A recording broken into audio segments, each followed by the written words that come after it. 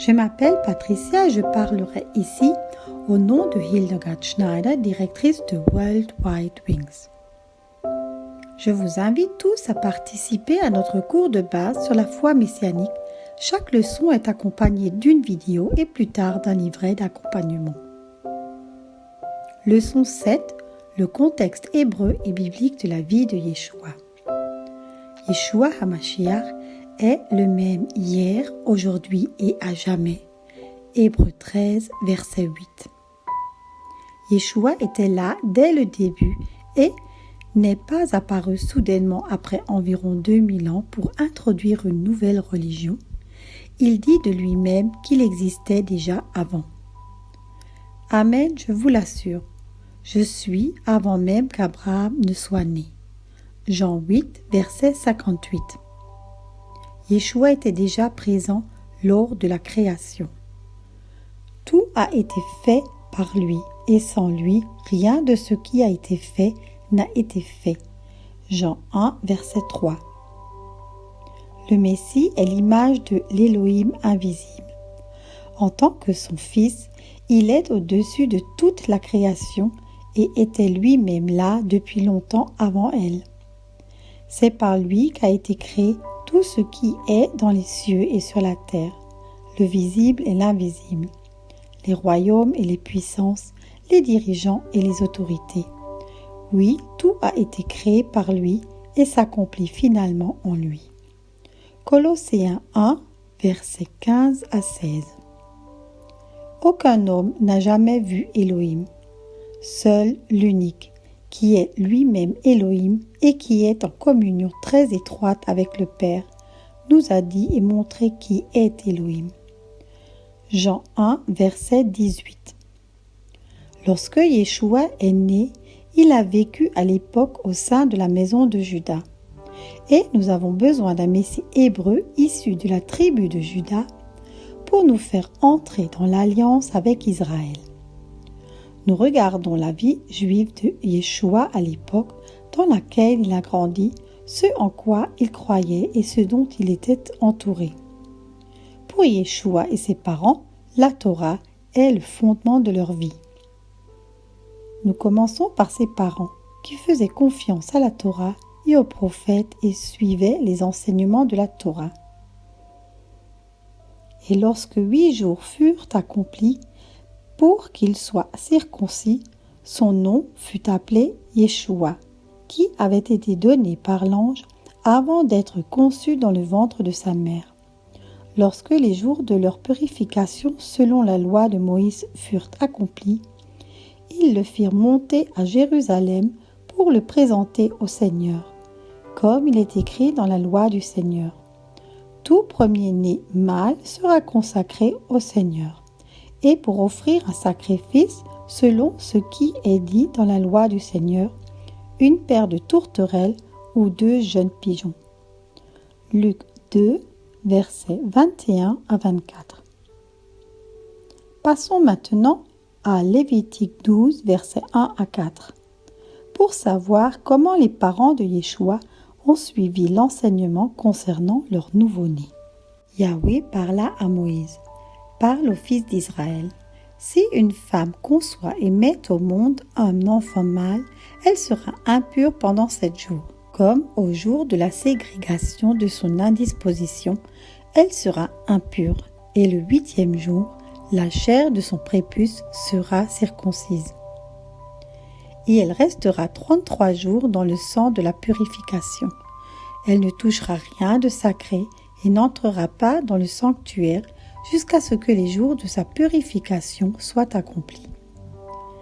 Lévitique 12, verset 6. Lorsque les jours de sa purification seront accomplis pour un fils ou une fille, elle apportera un agneau d'1 an en holocauste et un jeune pigeon ou une tourterelle en sacrifice pour le péché au prêtre à l'entrée de la tente de la rencontre.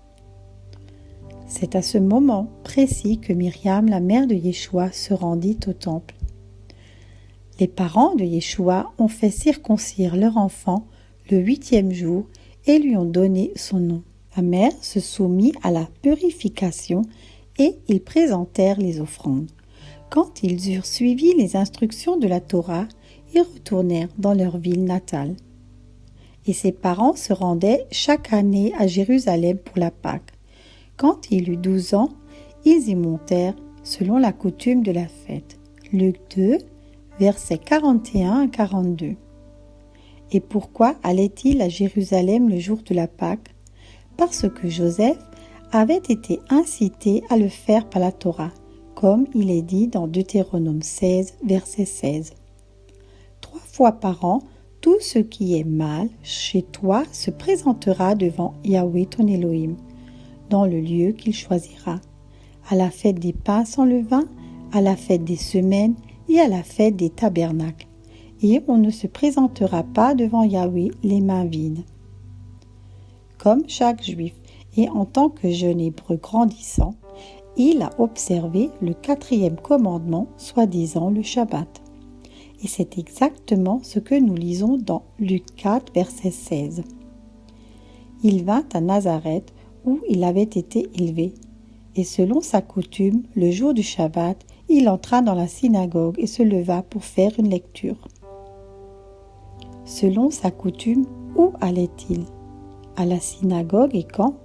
Le jour du Shabbat. Et en tant que jeune homme de la maison de Juda, il a également étudié et mémorisé les Saintes Écritures. Et par quoi commence-t-elle? Par le premier livre de Moïse. Quand les parents de Yeshua sont entrés chez eux après la célébration de la Pâque à Jérusalem, Yeshua n'était pas parmi eux.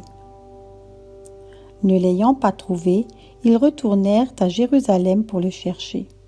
Et il arriva qu'au bout de 3 jours, ils le trouvèrent dans le temple, assis au milieu des docteurs, les écoutant et les interrogeant. Or, tous ceux qui l'entendaient étaient hors d'eux-mêmes à cause de son intelligence et de ses réponses. Luc 2, versets 45 à 47. Où était Yeshua? Dans le temple, au milieu des enseignants juifs. Et en quoi se distinguait-il lorsqu'il parlait de la Torah? Par sa compréhension et ses réponses sur l'enseignement de la Torah. Et que dit-on encore de Yeshua?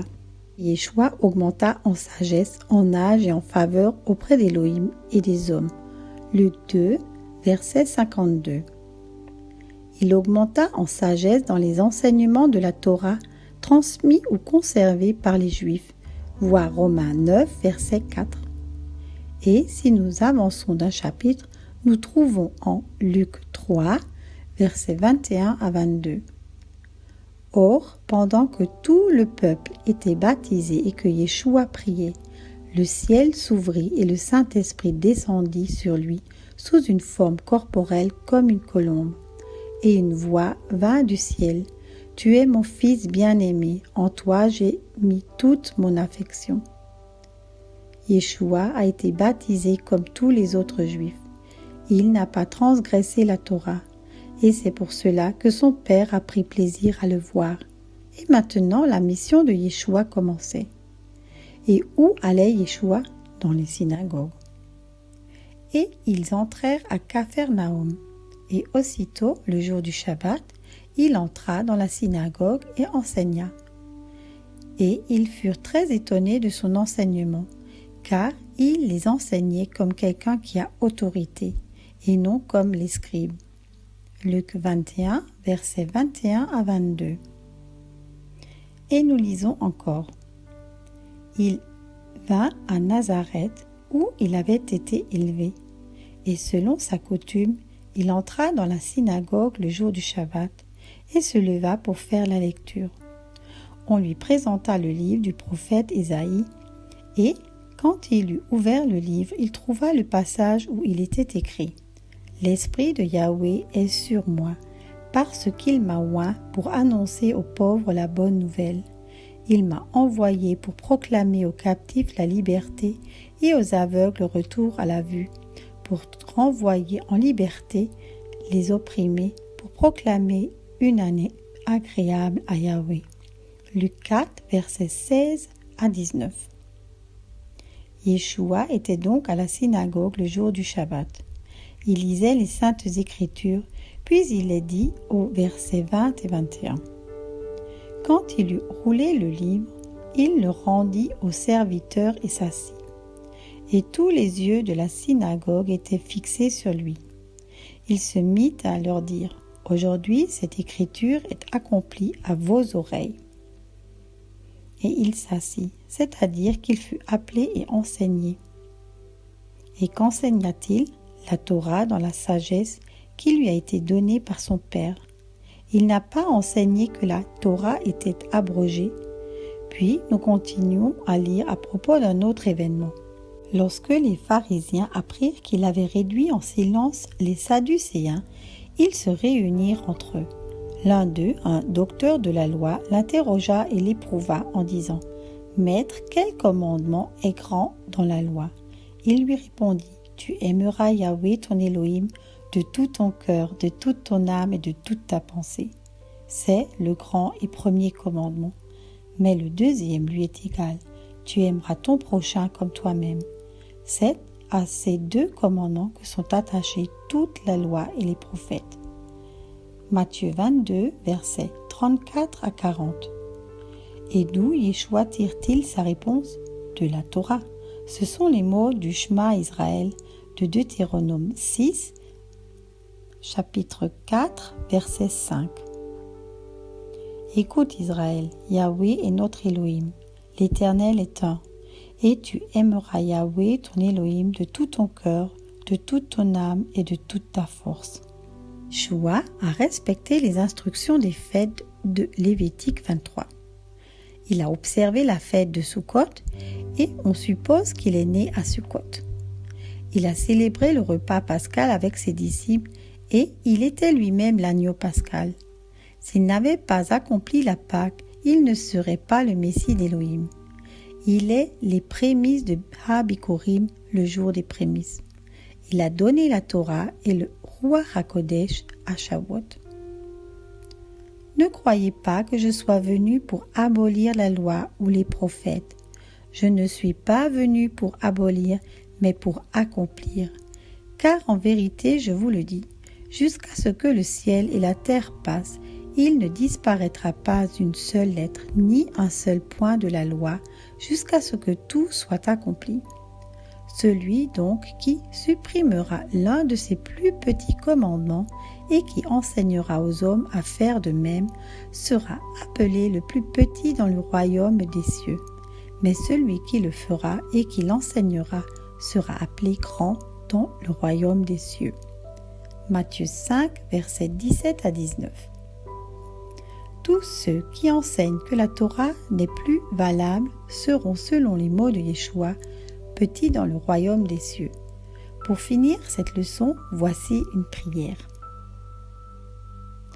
Je reviendrai vers toi et je changerai mon joug pour le tien. Apprends-moi à marcher avec toi, à te suivre. Apprends-moi à avancer à ton rythme. J'ai essayé et j'ai échoué.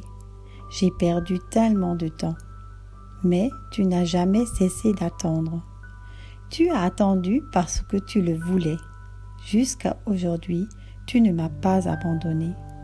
Et maintenant, je commence à comprendre qui tu es vraiment.